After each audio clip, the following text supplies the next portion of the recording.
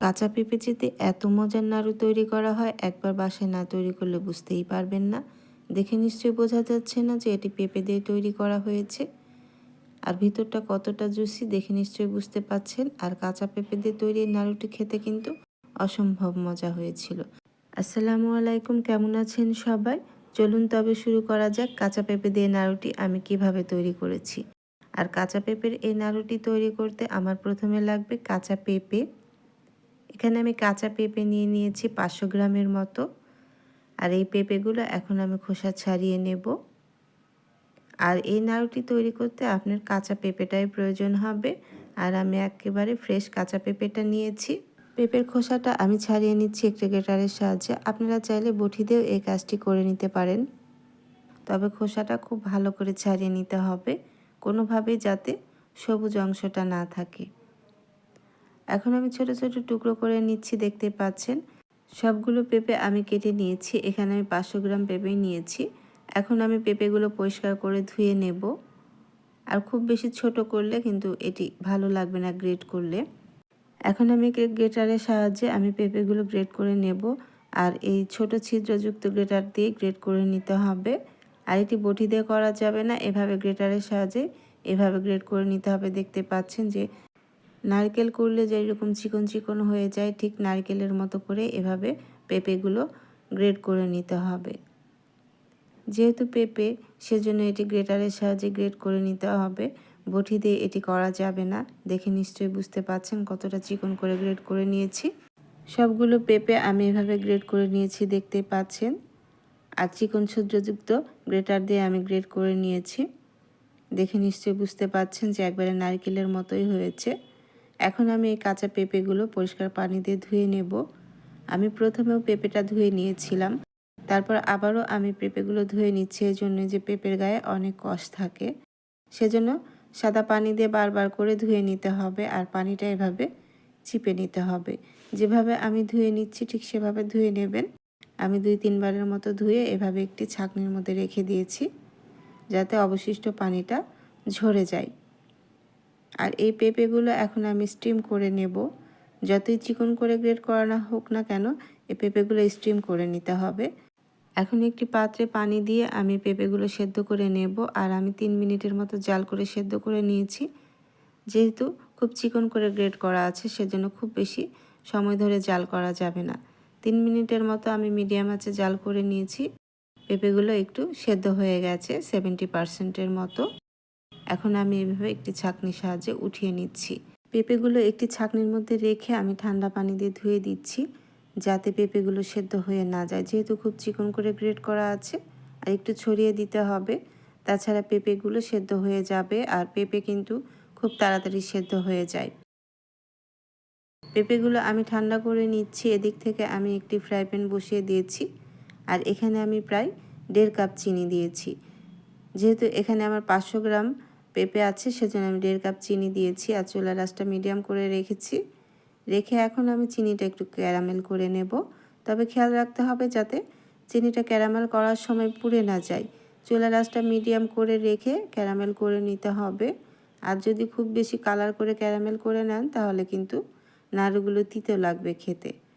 দেখে নিশ্চয়ই বুঝতে পাচ্ছেন যে কালার চলে এসেছে আর চিনিগুলো গলে গিয়েছে। আপনি চাইলে পেঁপের এই নাড়ুটি গুড় দিয়েও তৈরি করে নিতে পারেন, তবে গুড়টা একটু শিরা করে নিতে হবে। চিনিগুলো গলে গিয়েছে, দেখতেই পাচ্ছেন। এখন আমি আগে থেকে সেদ্ধ করে রাখা পেঁপে কুচিগুলো এখানে দিয়ে দিচ্ছি। দিয়ে মিডিয়াম আঁচে কিন্তু আমি নেড়ে নেব। চুলার জালটা কোনোভাবে লো করা যাবে না, তাহলে কিন্তু পেঁপেগুলো সেদ্ধ হয়ে যাবে। আর এই চিনিটা ক্যারামেল করে নেওয়ার কারণই হচ্ছে দেখতে একেবারে নারকেলের নাড়ুর মতো মনে হবে।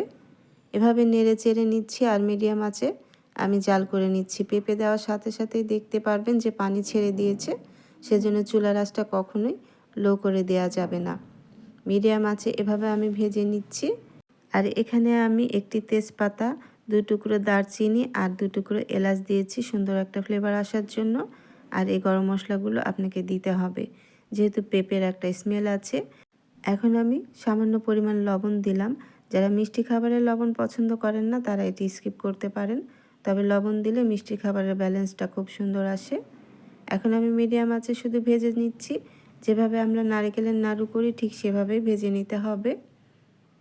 আর চুলার আঁচটা কোনোভাবে বাড়িয়ে দেওয়া যাবে না, যেহেতু চিনিটা ক্যারামেল করা আছে, তাহলে মিষ্টিটা কিন্তু কমে যায়। চিনিটা যখনই ক্যারামেল করা হবে তখনই কিন্তু মিষ্টির ব্যালেন্সটা কমে আসবে। দেখতেই পাচ্ছেন নিশ্চয় অবশিষ্ট পানিগুলো টেনে গেছে, চিনির পানিটা টেনে গেছে। আর আমার এই নাড়ু তৈরি করার জন্য পারফেক্ট একটি ডো তৈরি হয়ে গেছে। আর খুব বেশি আমি জাল করব না, তবে নামানোর আগে এখানে আমি ঘি দিয়ে দিচ্ছি। এখানে আমি 2 টেবিল চামচের মতো ঘি দিয়ে দিচ্ছি। আর হাতের কাছে ঘিটা থাকলে অবশ্যই দেওয়ার চেষ্টা করবেন। আর যদি আপনি এই ঘিটা পেঁপের নাড়ুতে দেন তাহলে স্বাদটা দ্বিগুণ বেড়ে যায়, খুব সুন্দর একটা ঘ্রাণও আসে। আর পেঁপের নাড়ুটা খেতে তো খুবই মজা হয় এই ঘি দেওয়ার কারণে। এখন আমি ঘিটা নেড়ে চেড়ে দিয়ে নামিয়ে নিচ্ছি। অবশ্যই ঘিটা নামানোর আগেই দিয়ে দেবেন। আর খুব বেশি ভাজা যাবে না, খুব বেশি ভাজলে পেঁপেগুলো ড্রাই হয়ে যাবে আর নাড়ুগুলো জুসি থাকবে না। এখন আমি নামিয়ে নিচ্ছি। যেহেতু আমি চিনিটা ক্যারামেল করে নিয়েছি, খুব বেশি জাল করলে কিন্তু তেতো হয়ে যাবে। আর এই পেঁপের এই নাড়ুটি তৈরি করতে আমার 15 মিনিটের মতো সময় লেগেছে। আমি দেখিয়ে দিচ্ছি, দেখতেই পাচ্ছেন। আর এই পেঁপের নাড়ুটি একটু গরম থাকা অবস্থায় আপনাকে তৈরি করে নিতে হবে। হাতে সহ্য করা যায় এমন অবস্থায় আপনি নাড়ুটি তৈরি করে নেবেন। আর গরম মশলা তেজপাতাগুলো আমি সরিয়ে ফেলছি।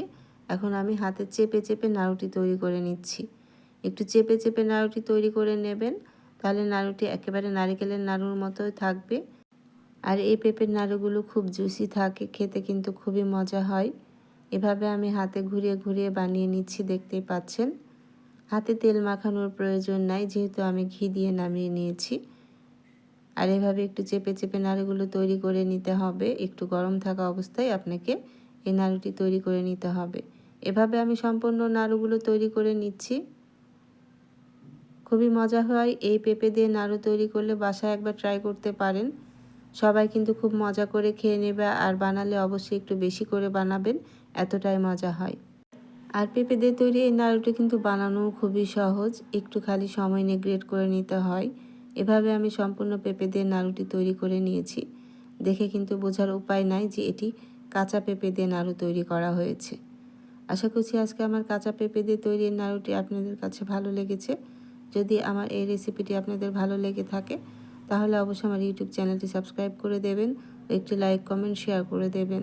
আর যারা ফেসবুক পেজ থেকে আমার এই কাঁচা পেঁপের নাড়ুর রেসিপিটি দেখছেন তারা অবশ্যই আমার ফেসবুক পেজটি ফলো দিয়ে রাখবেন, একটি লাইক কমেন্ট শেয়ার করে দেবেন। আজ বিদায় নিচ্ছি, চলে আসবো আবার অন্য কোনো নতুন ও সহজ রেসিপি নিয়ে।